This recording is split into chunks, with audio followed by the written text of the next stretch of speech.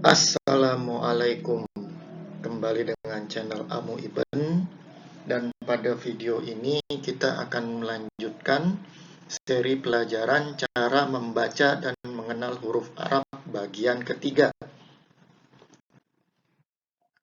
Sebelumnya kita sudah mempelajari di pelajaran 1 dan 2 berbagai macam bunyi dari huruf-huruf abjad dalam bahasa Arab. Dan pada hari ini kita akan belajar 8 huruf. Ya, seperti huruf yang tertera di layar. Kita mulai dengan dari huruf yang pertama. Ya, huruf pertama dalam video ini adalah huruf to. Bunyinya to, to, to. Ya, mungkin seperti klakson Furider ya. To, to, to. Bunyi to tidak ada padanannya dalam bahasa Indonesia. Kata bahasa Arab yang diserap ke dalam bahasa Indonesia yang pada aslinya terdapat huruf to melebur menjadi huruf T. Contohnya tabib, ya, asalnya tobib, ya, tapi karena diserap ke dalam bahasa Indonesia, dia menjadi tabib, ya, huruf to.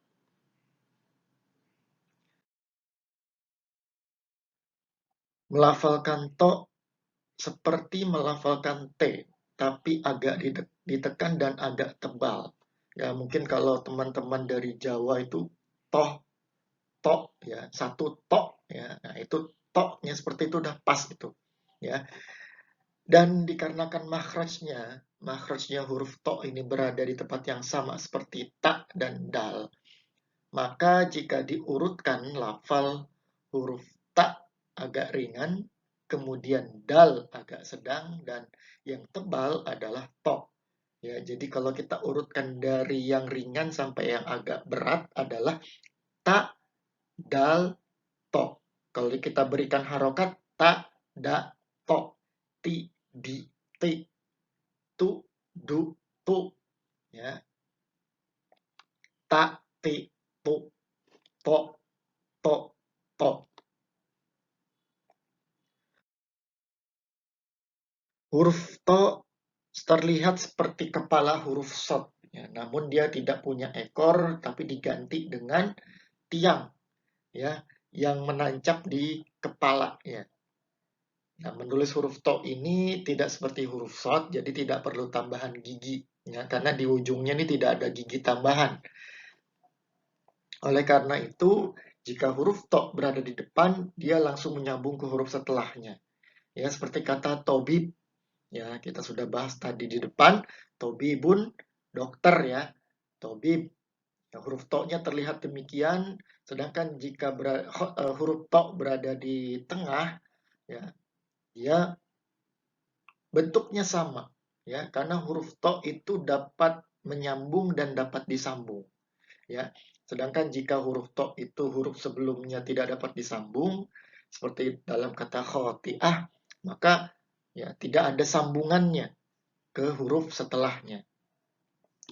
Begitu juga ketika huruf to berada di ujung, ya, seakan-akan huruf to ini bentuknya tidak berubah dari awal sampai akhir, walaupun dia posisinya ada di depan, di tengah, dan di akhir dari suatu kata. Bentuknya tidak ada perubahan, ya. Bunyinya tergantung dari vokal yang atau tanda baca yang terdapat di atas, di bawah, atau di depan huruf to.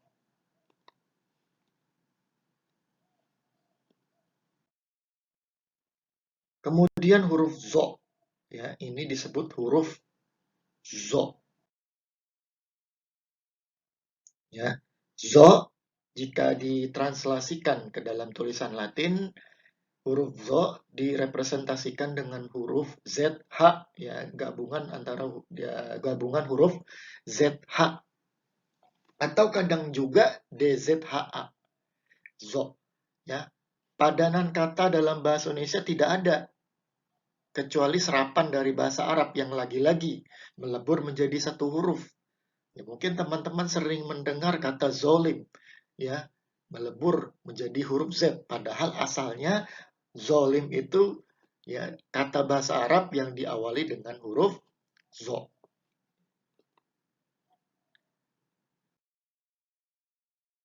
Huruf zo, ya, zo.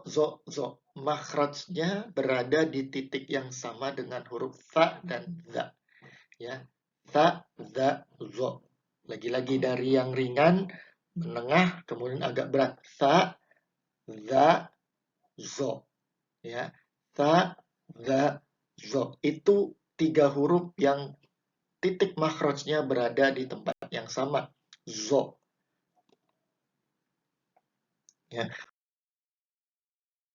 Huruf zo sama seperti huruf to, ya, tidak ada perubahan sama sekali, tidak ada perubahan yang signifikan jika huruf zo berada di depan, di tengah, atau di ujung dari suatu kata.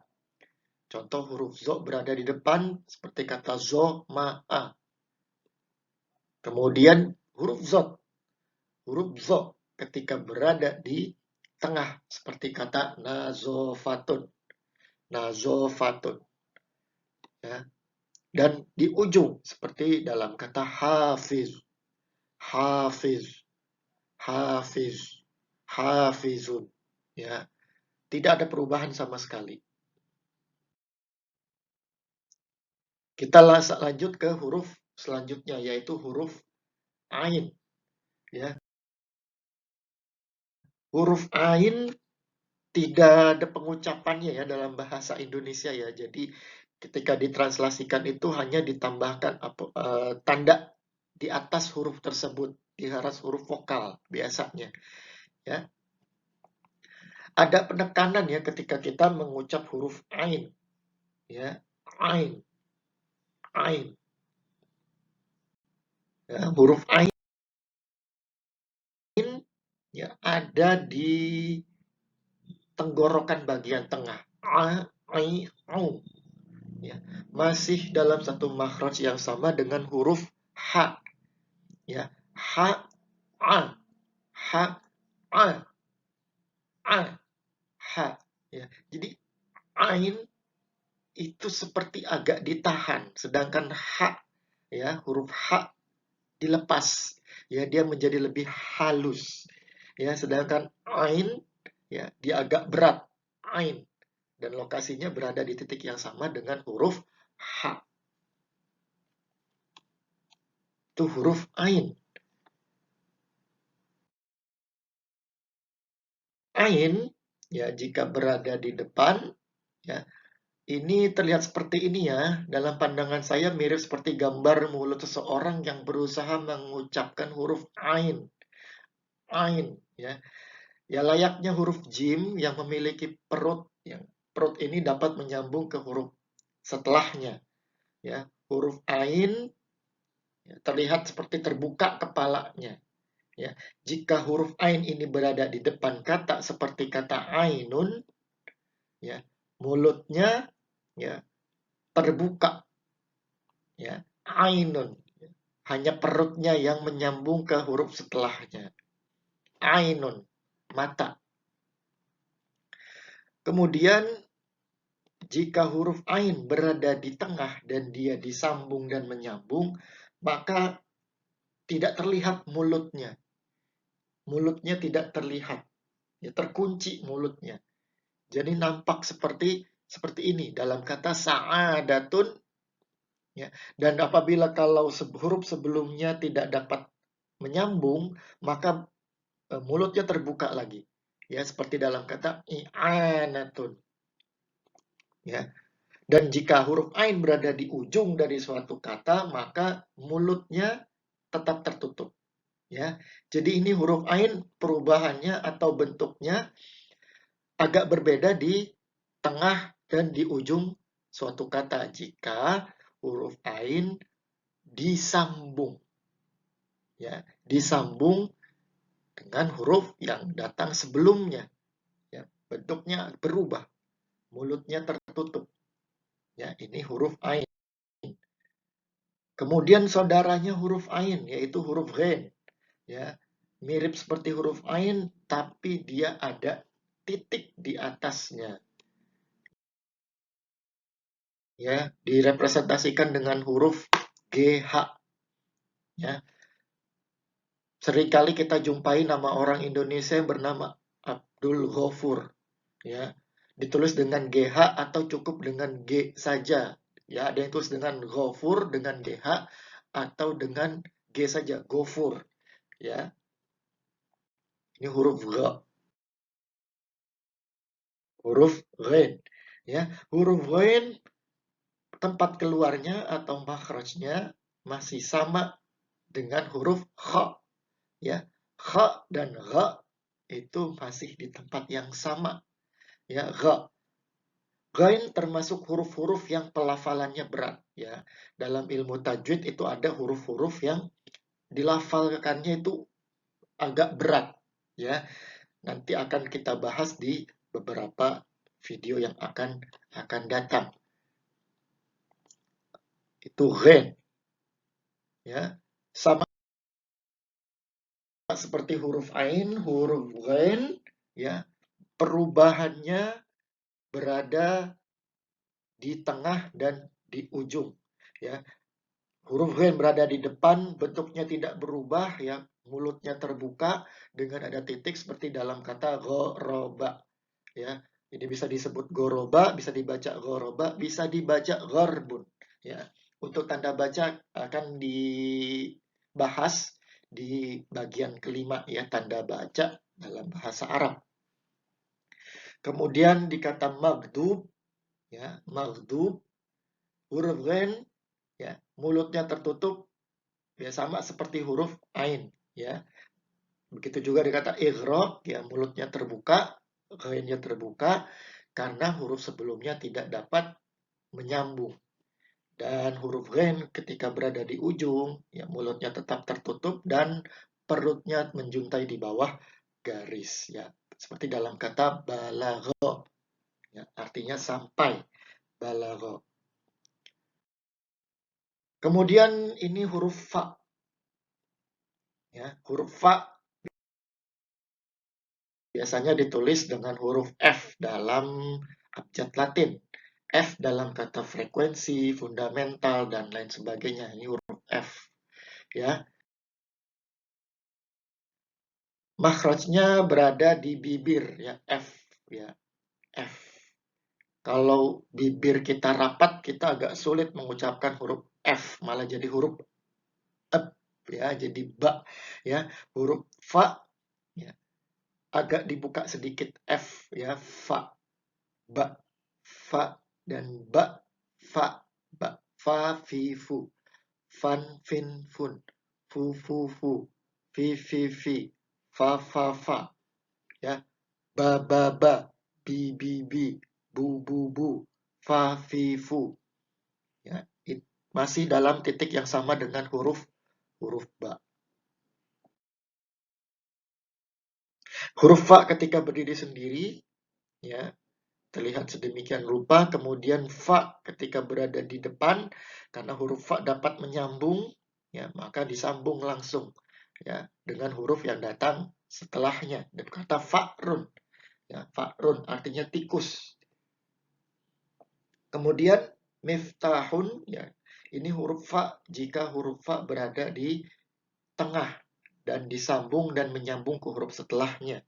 Miftahun, titiknya satu di atas, ya, miftahun. Kemudian ifta, huruf fa berada di tengah namun huruf sebelumnya tidak dapat menyambung, ya. Dan di ujung seperti dalam kata harfun, harfun, ya, huruf fa berada di ujung suatu kata, maka perut, ya, atau badannya nampak daripada huruf fa. Selanjutnya huruf qaf, ya. Huruf qaf ditulis dalam Latin dengan huruf ki, ya. Pada bahasa Indonesia huruf ki. Namun padanan kata dari bahasa Arab ke bahasa Indonesia yang ada huruf qaf rata-rata melebur menjadi lebih halus ke huruf k, ya. Sebagai contoh kata kiblat, ya, kiblah dalam bahasa Arab kiblatun, ya. Ketika diserap ke dalam bahasa Indonesia menjadi kiblat. Begitu juga kata qalbun, ya, diserap menjadi kata kalbu, ya. Itu huruf qaf. Huruf qaf berada di pangkal lidah. Kok, kok, kok, kok, kok, kok, kok, ya, berada di pangkal lidah. Kok. Jadi kalau kita mengucapkan huruf qaf, seakan-akan kita menggelitik, ya, eh, pangkal lidah kita. Kok, ya, menyentuh tenggorokan atas. Kok, kok, kok. Nah, ini huruf qaf.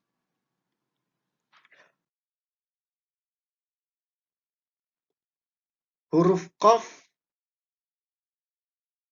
ya, dibilang mirip seperti huruf fa, tidak juga, ya.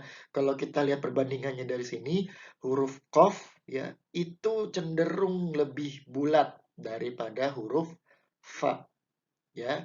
Ini kalau huruf qaf dan huruf fa kita tindih, ya, kita tumpuk satu sama lain, ya. Terlihat huruf qaf lebih bulat, lebih bundar, sedangkan huruf fa dia lebih pipih, ya. Nah, kemudian kalau kita sandingkan antara huruf qaf dan huruf fa, maka terlihat demikian, ya. Huruf qaf berada di depan, ya, sama seperti huruf fa, ya, yang membedakannya kalau dia bersambung dengan huruf setelahnya adalah 2 titik di atasnya, ya.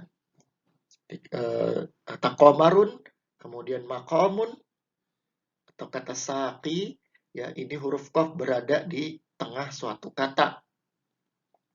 Dan huruf qaf berada di ujung, maka perutnya, ya, yang cenderung bulat akan kembali seperti semula, ya.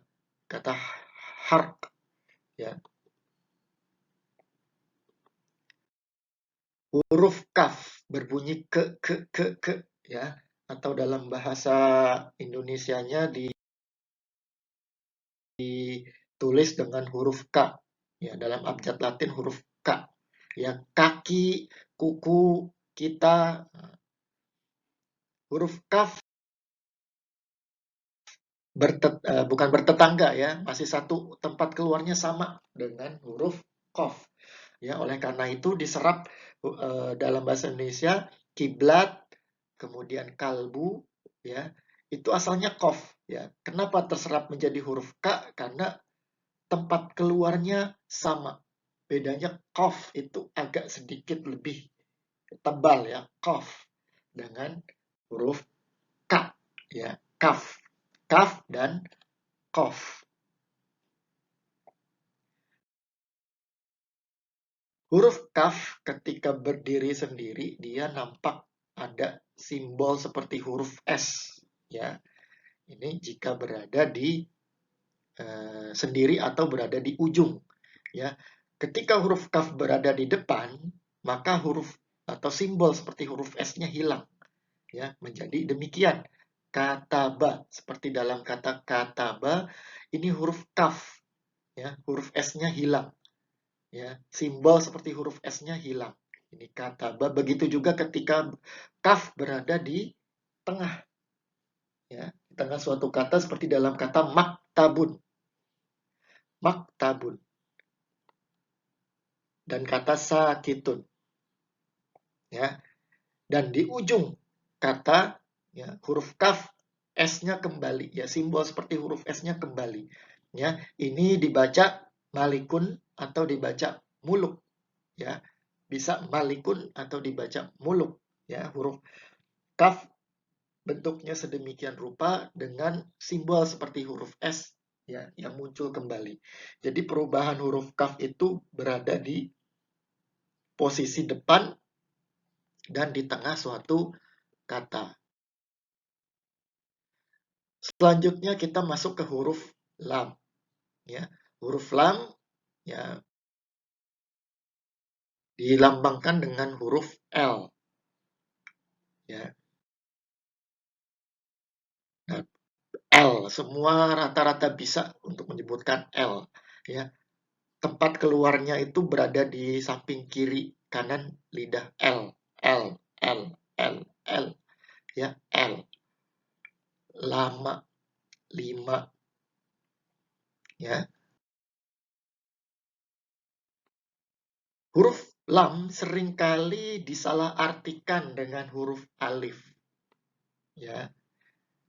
Di mana saat huruf, ya, lam berada di depan kata atau di tengah, ya. Padahal kalau kita lihat secara langsung seperti ini, huruf lam itu dia memiliki ekor, ya, ekor di bawah garis, ya, lam, ya, seperti kail pancing, ya, huruf lam. Ya, ini alif dan lam bukan huruf yang sama, ya, bukan huruf yang sama. Nah, ini lam jika lam berdiri sendiri, kemudian ketika lam berdiri di depan suatu kata, maka menyambung, ya, seperti dalam kata labisa. Ya, perhatikan tidak ada celah pemisah antara lam dan ba. Tidak ada celah pemisahnya. Ya, labisa. Kemudian ini ada jarak, ya, jika huruf depannya alif. Dan untuk informasi tambahan, huruf alif tidak pernah ada di depan suatu kata. Ya, kalaupun itu ada, itu bukan huruf alif, tapi hamzah. Ya, pembahasan hamzah dan alif akan saya buat di video yang akan datang, insya Allah. Ya, ini ada jarak, ya, kalau kita perhatikan antara labisa dengan kata ini nih, ya, ada jarak, tidak menyambung karena huruf alif tidak bisa menyambung, ya. Kemudian huruf lam berada di tengah seperti kata tola'a, ya, dan di kata solehun. Nah, lihat seperti ini, solehun. Ya. Nampak memang sama-sama panjang, memiliki seperti tiang panjang ke atas, seperti alif, tapi bukan alif, ya, karena huruf lam dia dapat menyambung dan dapat disambung, sedangkan huruf alif dia tidak dapat menyambung, ya. Dan lam ketika berada di ujung satu kata, maka kailnya atau ekornya terlihat kembali seperti dalam kata sabilun, ya, yang berarti jalan.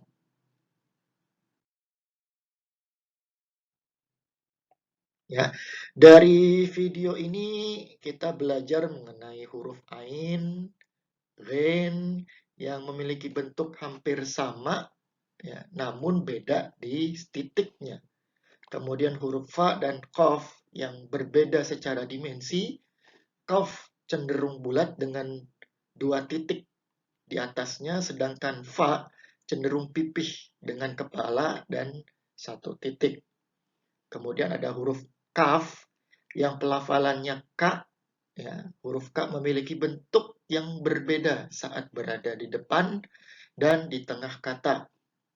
Sedangkan lam yang seringkali disalah baca oleh para santri atau para pembelajar, ya, disalah sangka oleh alif, ya, padahal ini adalah lam, ya, yang berbunyi L, ya, seperti kata lima, lalu, kemudian lintas, dan lain sebagainya.